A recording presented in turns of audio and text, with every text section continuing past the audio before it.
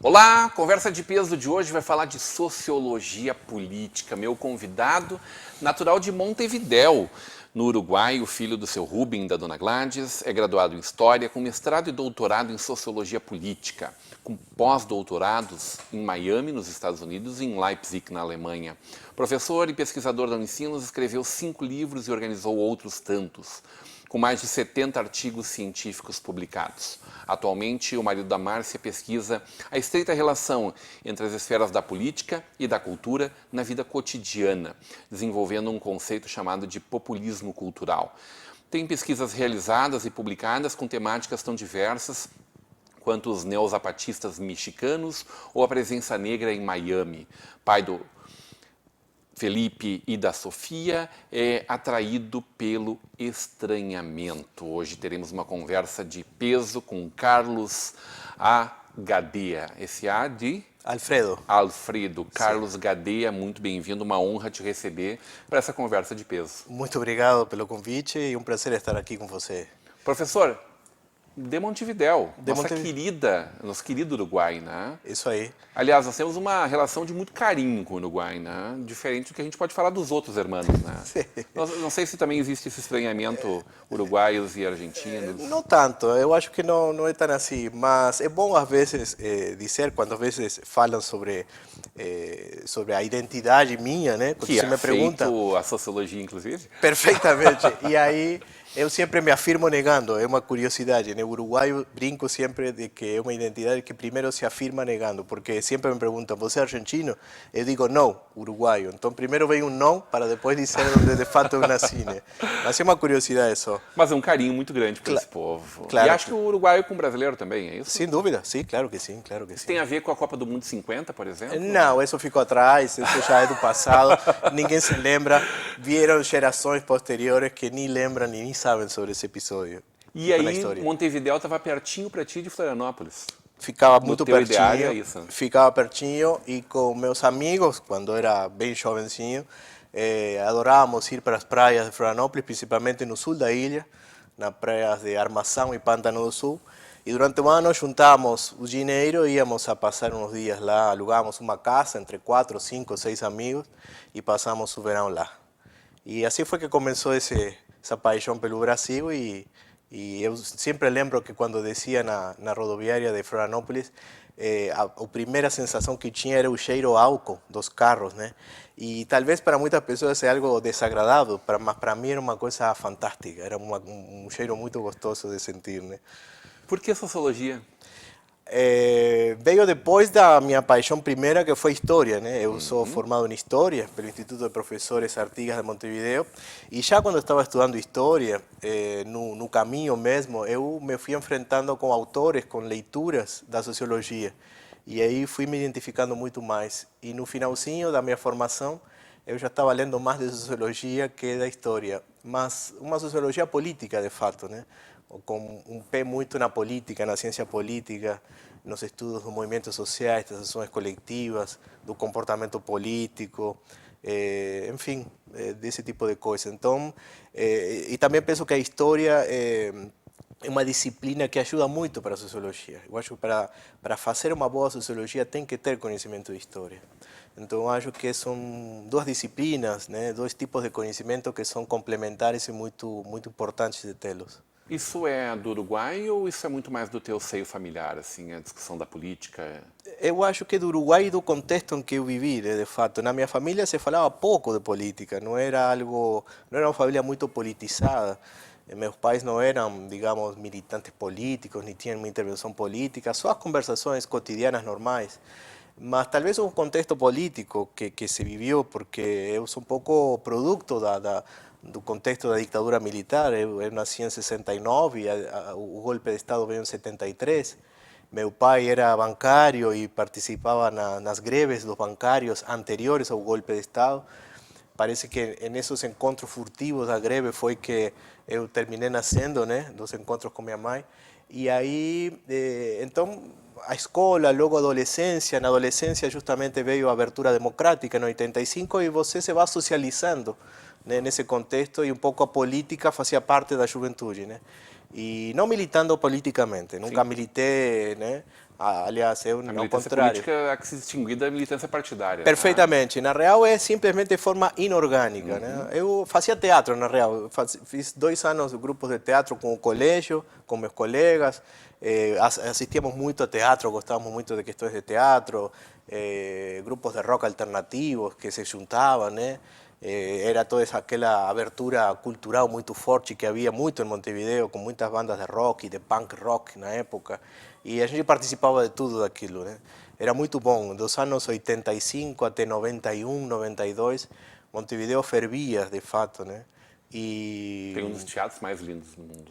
pode ser que sim. Maravilhoso. Havia muitos teatros, hoje já não tem tantos, mas havia muitos, com muitas peças de todo tipo. Me lembro que com teatros, inclusive com autores bastante desconhecidos, inclusive Ionesco, Teatro Absurdo, Antonin Artaud, peças assim muito, que estavam muito, digamos, muito reprimido o teatro. E então se começou a difundir um tipo de teatro bastante diferente ao que todo mundo conhecia. E a gente se metia em tudo isso. Então, digamos que a política veio junto com a cultura também. E não é casualidade, então, o próprio interesse, até curiosamente na pesquisa hoje, de juntar política e cultura. Para mim, a política e a cultura vão muito juntas, né? Os estudos da sociologia foram para que lado, então? No início foram para o estudo dos movimentos sociais, né? Como você bem falou no início, eu no mestrado estudei o movimento social, que é aquela questão dos zapatistas, não sei se vocês lembram, na década de 90, em Chiapas, no sul do México, que usavam uma que se chama de paliacate, um passamontanhas, né? De lã, né? Só se olhava o rosto deles, né? Os olhos deles, quero dizer. E me interessou tudo isso justamente por a questão de ocultar o rosto, né? Sempre me interessou essa ideia de que você se apresenta ao mundo ocultando o rosto, né? Parece paradoxal, né? Os indígenas, inclusive, diziam para eles, por que vocês não mostram o rosto, né? Se vocês são tão rebeldes, por que não mostram o rosto, né? E os indígenas zapatistas diziam, ué, vocês se tinham tanto interesse de saber quem éramos, por que não vinham aqui? Agora vocês que estamos com o rosto oculto, vocês querem que mostremos o rosto, então o nosso rosto é esse aqui, né? Enfim, me interessou tudo isso e começou então pelos movimentos sociais e um pouco as teorias sociológicas que também me interessaram, né? Então começa por aí, pelas ações coletivas, os primeiros debates da globalização, me lembro que também se deram nos anos 90, né? E aí começou, e logo no A tua doutorado... especialização é contemporânea exatamente a esse movimento global, né? Perfeitamente, porque, bom, aí começam as redes sociais, nos anos 90, né? O zapatismo, o Exército Zapatista de Libertação Nacional teve uma página de internet, olha que curioso, cujo servidor estava em Texas, nos Estados Unidos, com dinheiro da Fundação Ford. Olha só que curioso. Os zapatistas tinham uma página de internet que era ezln.org, y que o suporte, ¿no? Estaba en la ciudad de Texas, con unas feministas de la Universidad de Texas que tienen recibido verba para hacer pesquisas sobre feminismo da Fundação Ford, mas que elas de cierta forma ayudaban ao exército, colocando, digamos, a plataforma, o site deles, né, no ar, né? Então veja bem como são as questões, né, paradoxais e curiosas da vida, né? Bom, aí começa um pouco a globalização do ponto de vista também da questão da internet e se começa a falar um pouco da globalização, né? Do ponto de vista dos movimentos globais também, sociais globais também. O Fórum Social Mundial é um pouco derivado das primeiras reuniões que se fizeram em Chiapas, né, nos anos 96, chamado Encontro Intergaláctico, que se deu lá em Chiapas, né? Eu fui depois a Chiapas, eu fui em 98, né? Mas havia ainda as instalações tinham deixado um pouco em pé e eu consegui ver algumas instalações e algumas pinturas que tinham deixado, né? Mas digamos, esse contexto da globalização foi de muita efervescência e a sociologia, e no Brasil também, foi bastante efervescente, né? Muitos brasileiros que foram a estudar, uma geração maior que a minha, foi estudar a Europa, voltava para o Brasil, principalmente a Inglaterra e a Alemanha, voltava um pouco e tentavam fazer uma renovação da teoria sociológica brasileira, influência de Habermas, de Anthony Giddens, porque a sociologia brasileira estava ainda muito com Florestan Fernandes, com uma leva um pouco anterior, aí há uma renovação. E eu seria da terceira, né? Os outros que nós fomos chamados um pouco dos pós-modernos, né? Que éramos um pouco alunos desta segunda geração que estava vindo da Europa, né? E que, de definitiva, nos interessava todas estas curiosidades da teoria sociológica mais da pós-modernidade, que hoje também se fala da pós-colonialidade também, às vezes. Não? Mas Florestan ainda tem conceitos muito vivos. Claro que sim, a gente revisita tudo isso, Otávio Yanni, Florestan Fernandes, com certeza. Os clássicos permanecem e são revisitados continuamente. E não só revisitados em tom de crítica, são revisitados para ver até que ponto se redescobrem elementos importantes. Simplesmente é que, digamos que a teoria também se dinamiza pela própria mudança do contexto, não? Digamos, a globalização era algo que não estava previsto por estes autores clássicos, né? Simplesmente o capitalismo, mas não as mudanças culturais, não, por exemplo, a internet, né? De gaucho a gaúcho? De gaucho a gaúcho, só muda o acento. Filho do Rio Grande do Sul agora, isso? Cidadão brasileiro, na verdade? Cidadão brasileiro. Há 3 Morando anos onde atrás. hoje, professor? Moro em São Leopoldo. Moro em São Professor Leopoldo. da Unicinos, pesquisador da nossa Unicinos, né? Família, filhos nascidos aqui também? Nascidos aqui também. Com laços profundos com Montevidéu? Sim, sim, não tanto como queria, porque infelizmente meus pais já faleceram, então só tenho uma irmã lá, né? E quando pode a gente viaja lá, e meu filho, que está um pouquinho, já tem 10 anos, entende muito mais, digamos, e quem quer viajar mais para lá para saber um pouco mais e conhecer um pouco, não? Por que essa afeição ao estranhamento, hein? Quase também um paradoxo esse, um afeito ao estranhamento. Eu acho o estranhamento, o estranho, o diferente, algo sedutor, por usar uma palavra, né? Eu acho que quando você se enfrenta com algo que é muito diferente ao que você espera, ou é estranho a você Mas as mesmo, pessoas normalmente afastam o estranho. Então, mas eu acho que não, que é o contrário, né? E é interessante isso. Estamos em um momento onde a gente está afastando o estranho, e isso é muito ruim. Mas houve em momentos onde você não afastava o estranho, ao contrário, nos aproximamos, né? Veja bem que interessante, que eu vou contar brevemente. Quando havia muitos conflitos na cidade de Chicago, no começo do século XX, lembra quando aqueles filmes, né, de Elliot Ness, aquele contrabando de whisky, aquelas coisas todas? Na Universidade de Chicago, os sociólogos da Universidade de Chicago aportaram como solução aos conflitos e às violências entre poloneses, contra irlandeses, contra negros, contra americanos, como solução derrubar espaços urbanos e construir os parques públicos. Por quê? Porque nos parques públicos as pessoas iam a começar a se enxergar. Porque na real o conflito é produto do preconceito, porque você não tem a possibilidade de conhecer ao outro realmente. Então, por exemplo, ali o polonês começou a ver ao negro, o irlandês começou a ver ao italiano e começaram inclusive a se casar homens com mulheres diferentes. Ou seja, o estranhamento começa a ser um elemento civilizador. Eu acho que o estranhamento é civilizador. E não a empatia no sentido da igualdade, do porque somos iguais e nos juntamos. A civilização se constitui pelo estranhamento, pela diferença. Ou seja, somos diferentes. Perfeitamente. Vamos conviver e construir com isso. Quando justamente tomamos consciência disso, é quando atingimos um patamar no grau civilizacional. Eu tenho certeza disso. E, do ponto de vista prático, nesta experiência de Chicago, que foi justamente uma questão empírica que onde se conforma a sociologia de Chicago, justamente, né, no começo do século XX, é uma prova, porque com os parques públicos as pessoas todas se começaram a ver. E aí de repente dizem, mas eu pensava que fulano de tal, porque era italiano, tal coisa, mas não, está tudo bem, olha que legal. Entende? E aí começam as coisas a rolar e essa é a questão.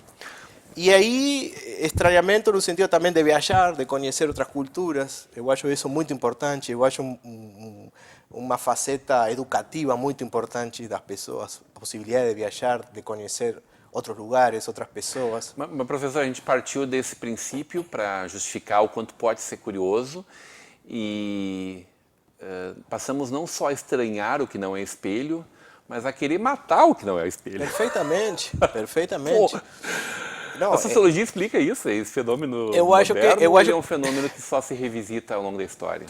eu acho que sim, que a sociologia tenta explicar esse tipo de coisas. Continuamente tentamos explicar isso. Não só a sociologia, a psicologia social, enfim, tantas áreas das humanidades, né, de fato tentam explicar. Mas são ciclos, né? Eu gosto de pensar que vivimos sempre em ciclos, não? Passamos por um ciclo, não só no país, em vários lugares, por ciclos onde o diferente, o estranho, há desconfiança, né? Há medo, há temor, né? As pessoas se enclausuram, as pessoas se fecham, e eu acho também que não é por medo também, por insegurança, né?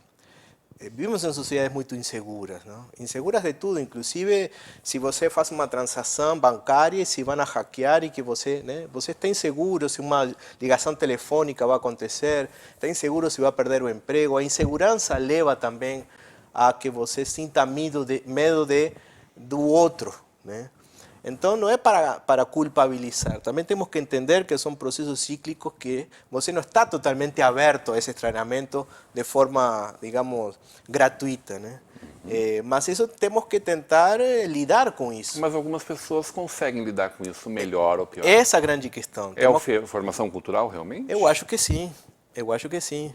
Eu A acho que humanidade construiu castelos para se esconder, para se dar bem, né? Perfeitamente. E foi um momento da história longa, né? 1000 anos, né? Sombrio? Sombrio, oscurantista, de pouco conhecimento, de ignorância, de certa forma, de desconhecimento das coisas. Pessoas pensavam de que o barulho das árvores, quando o vento fazia, né, poderiam ser fantasmas, demônios, e as pessoas acreditaram, viveram vidas achando que isso era assim, e a realidade prática das pessoas era isso, né? Pense bem que a gente constrói a realidade do nosso mundo cotidiano achando coisas que talvez não são reais. Nós criamos nossos próprios demônios. Quero saber mais sobre populismo cultural. E como é que esses fenômenos sociais conversam com a gente aqui na nossa região, no nosso mundo de 2022, caminhando para 2023, na volta do intervalo. Perfeito. Hoje, numa conversa de peso com o professor Carlos Gadeia.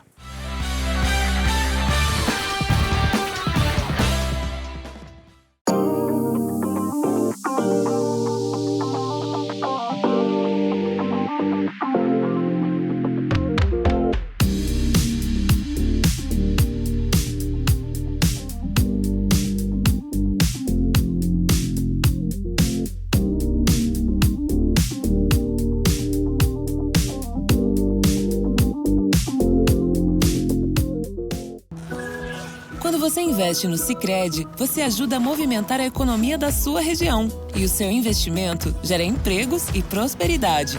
Mais do que isso, gera educação, programas sociais e desenvolvimento. Venha para o Sicredi e conte com um atendimento próximo, um amplo portfólio e a segurança de uma instituição com mais de 115 anos. Invista no Sicredi. Aqui, seu investimento rende mais do que dinheiro. Minha mente é inquieta. Meu corpo acompanha cada pensamento. Pulo, danço, corro. Sempre em movimento. Em busca do novo, percorro lugares inimagináveis. Ultrapasso as barreiras do tempo. Observo. Aprendo. E me transformo. Neste giro infinito, acompanho tendências e mudanças, abraço o passado, vivo o presente e revelo um futuro de ressignificados, em que tudo pode ser novo de novo.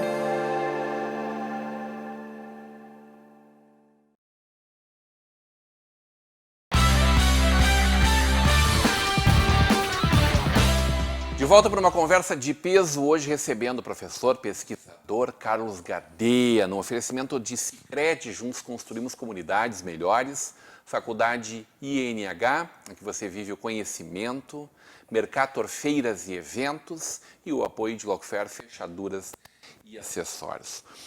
Professor, eu acho incrível a tentativa louvável de justificar os fenômenos sociais, né? E está presente, claro, porque não é uma ciência absoluta, né? Muito menos exata, totalmente inexata. E aí entra esse conceito que é tão valioso a gente discutir, compreender, do populismo cultural. Dentro desse universo global que a gente via, de ameaças, porque me parece que tudo que está presente em cena nesse momento é tudo que a humanidade já viveu. Latente em grupos diferentes, algumas coisas latentes em cada lugar que a gente puder falar, né? Isso é um pouco de populismo também? Tem a ver com isso, tem a ver com isso. Qual é o fenômeno do populismo cultural exatamente? É assim, a gente sempre pensa as esferas da vida separadas. Por exemplo, a esfera da política, a esfera da cultura, a esfera da sociedade, né? Sempre tende a pensar, não, isto da cultura, isto da política, como se fossem coisas separadas.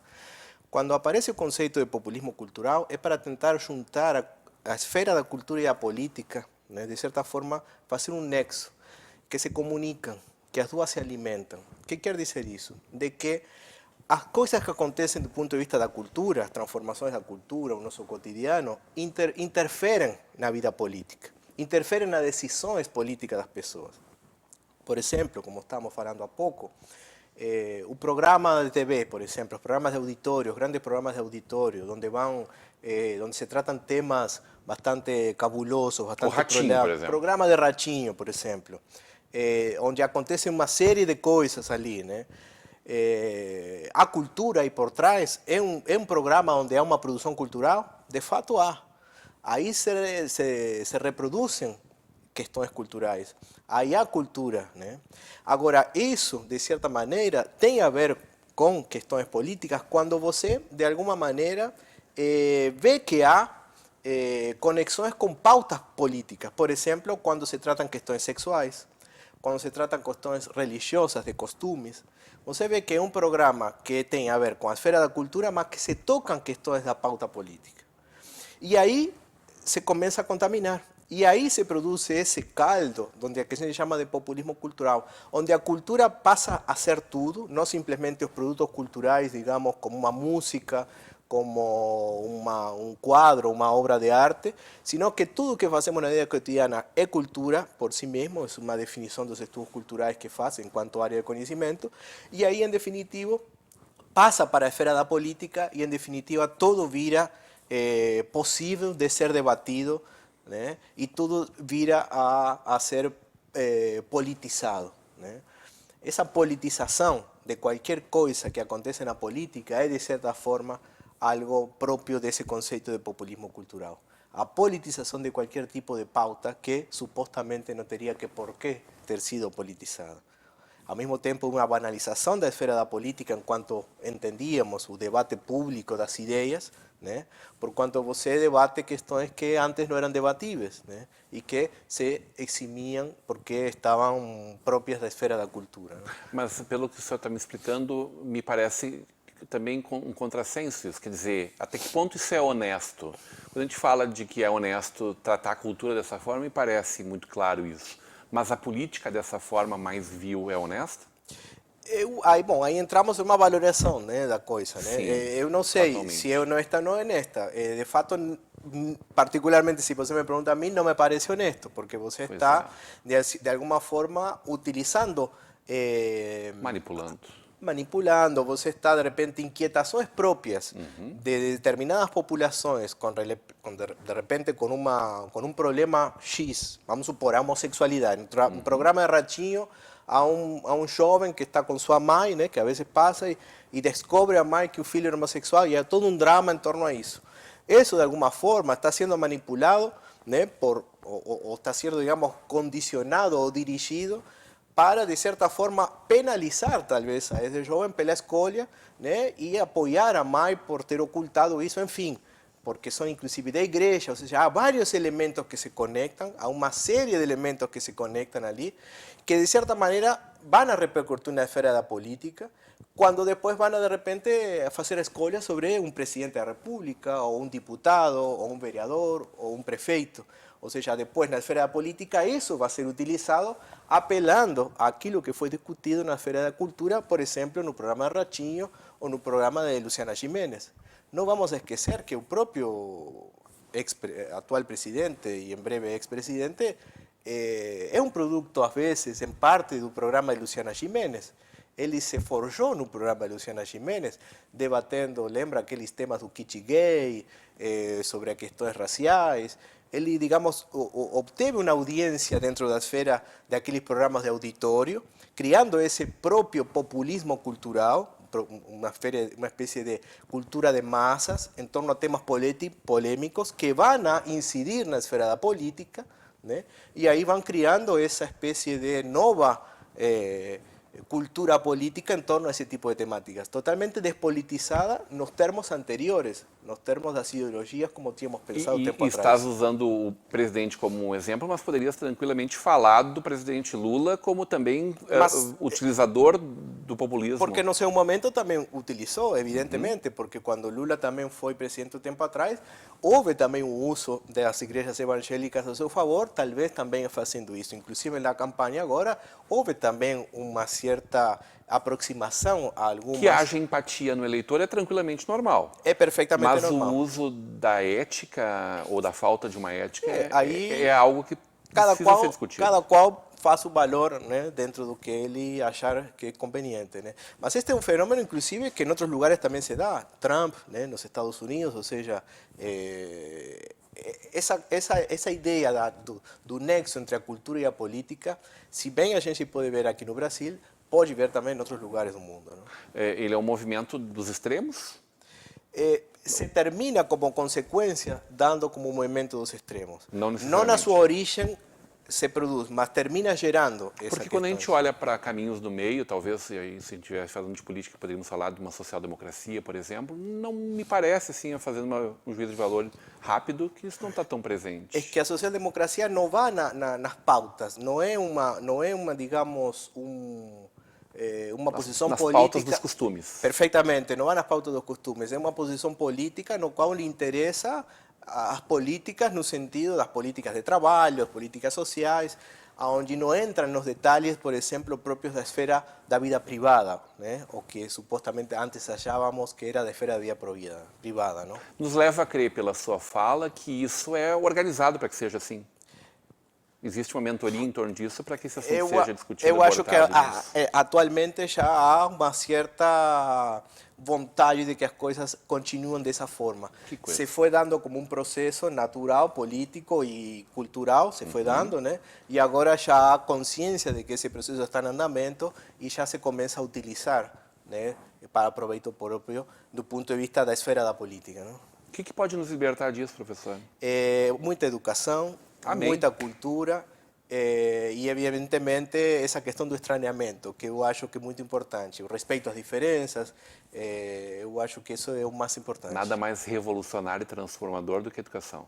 Ah, claro, a educação é tudo. A educação e a cultura, não só a educação. Você pode ser muito bem educado, mas ter pouca cultura e, às vezes, não adianta. Perfeito. Eu acho que a educação é junto com a cultura. Por isso que eu sou alguém que sempre acha de que quando se cria um Ministério da Educação, tem que ser o Ministério da Educação e Cultura. O Ministério da Cultura não pode estar separado do Ministério da Educação. Aqui no Brasil, muitas vezes, se coloca Ministério da Cultura e Turismo. Não acho legal. Eu acho que cultura tem que ir com educação. É outra forma de concebir a cultura, viu? Professor, eu quero mais umas 17h30 para a gente conversar, pode ser? Como é que você está de agenda hoje?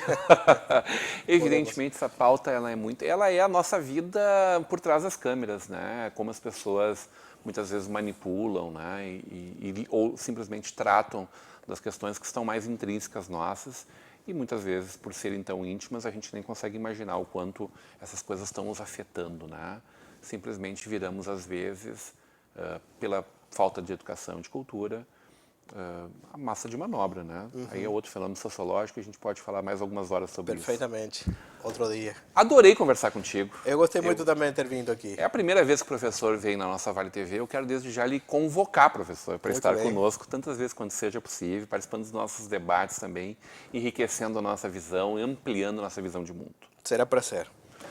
Muito bem, hoje uma conversa de peso. Professor, pesquisador Carlos Gadea. Continue com a programação da nossa Vale TV, da nossa rede comunidade de televisão.